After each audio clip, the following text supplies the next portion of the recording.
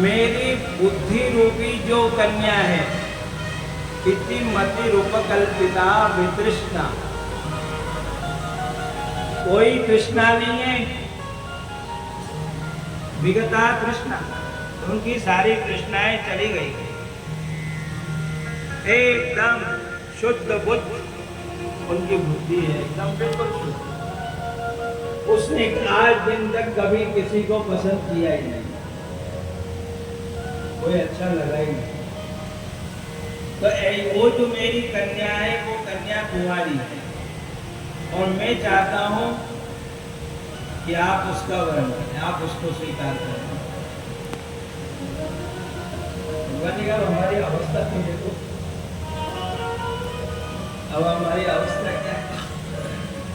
फिर भी उन्होंने महाराज आप इसको स्वीकार कर सकते, ये आपके लिए ही मैंने बचा के रखा। 12 श्लोकों में उन्होंने अपनी गति, अपनी मति और मेरा प्रेम आपके चरणों में, मेरी बुद्धि आपके चरणों में और मेरी गति भी आपके चरणों में हो जाए, मैं ये चाहता हूं। ऐसे दिव्य भाव है महाराज। भगवान से वो कहते हैं कि भगवान जब तक मेरे प्राण नहीं निकले तब तक आप मेरे सामने जैसे ही खड़े रहना, मैं आपका दर्शन करते करते अपने प्राण से। भगवान ने कहा भाई आपने ऐसा कौन सा हमारे लिए अच्छा काम किया, कोई भलाई की हमारी, ऐसा कौन सा प्रेम है आपका कि जिसके लिए आखिरी तक मैं आपके लिए खड़ा रहूंगा।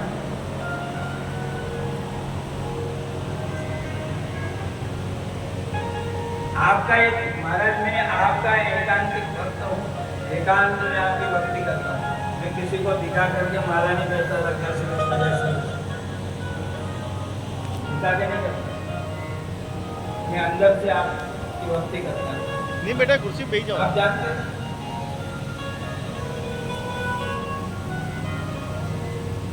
देखो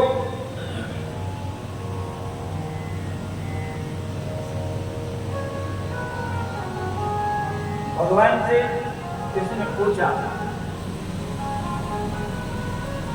ये भगवान, तब कहते हैं सारे हमेशा भगवान को याद करो, याद करो, नाम स्मरण करो, नाम लो, नाम लो। आखिरी में ऐसी स्थिति हो जाती है, गरुड़ पुराण सुना है ना, उसमें ऐसा वर्णन है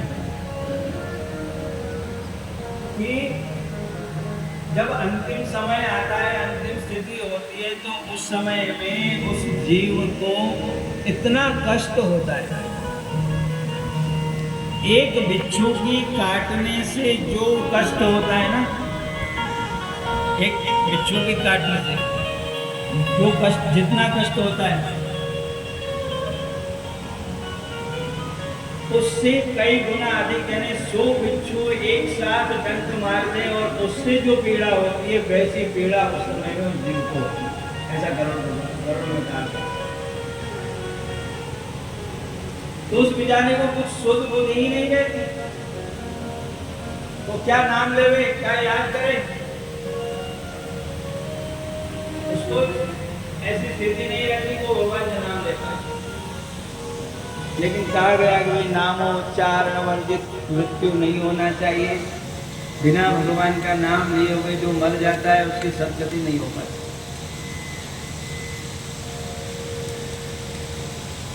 तो जो नाम स्मरण करता है, मान लो जिसने सारे जीवन भर नाम लिया है, भगवान का स्मरण किया है, आखिरी में ऐसी स्थिति हो जाए तो भगवान कहते मीरा, जिसने हमेशा याद किया है उसको ले जा।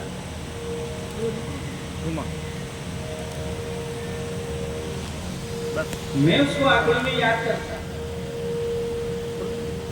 आगे गजेंद्र मोक्ष में ये बात बताई गई कि जब वो शरीर छोड़ता है तो उस समय में प्राणात्यये चाहम ददामि विमलाम मतिम,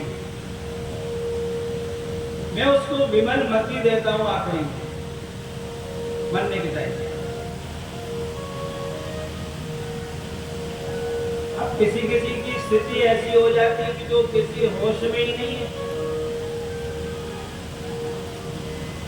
सालों से पड़े हुए,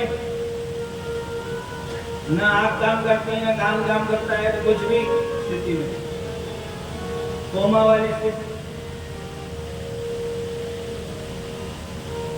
अब वो क्या नाम लेगा आखिर में? वो क्या नाम ले सकता है?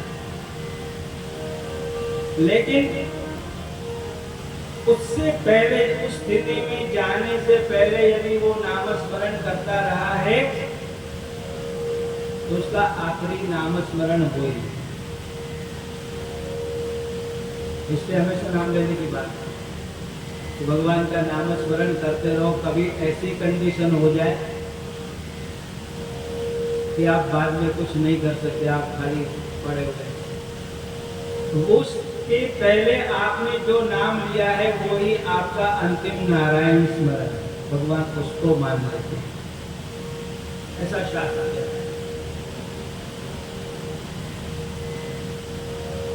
भीष्म पितामह ने वो भगवान का भजन किया है, भगवान के भक्त है। आज भगवान स्वयं चल करके उनको दर्शन देने के लिए आए। आप भले ये कहो कि कोई भगवान, जो भगवान को मानता है तो भगवान कहते भैया तू मेरा है ना, मैं भी तुझे अपना मानता हूँ, इसलिए भगवान चल करके। अब भगवान खड़े रहे तो भगवान से उन्होंने ये प्रार्थना की जब तक मेरे प्राण नहीं निकले आप खड़े रहना। भगवान ने कहा कि आपने ऐसा क्या किया, आपका ऐसा प्रेम था तो आप कौरवों की सेना छोड़ करके कौरवों का हमारी तरफ आ जाते, हमारी पार्टी में आ जाते। भीष्म पितामह ने कहा मेरे मन में ये बात आई, भगवान सब चल गया, लेकिन मन में ये भी बात आई कि यदि मैं इन पांडवों की सेना में जाता हूँ तो मुझे भगवान के पीछे चलना पड़ेगा, फिर आगे नहीं रहूंगा। भगवान के आगे में कैसे चलूं? कौरवों की सेना में रहने से ये फायदा होगा, इधर भगवान आगे रहेंगे उधर मैं आगे रहूंगा, और कभी ऐसा समय आ गया तो भगवान का दर्शन करते करते बोल जाएगा। यदि मैं पांडवों की सेना में रहता हूं तो भगवान की पीठ का दर्शन होगा, इसलिए मैंने कौरवों का पक्ष स्वीकार किया। भगवान ने कहा चलो ठीक है, इस बात को मान लो।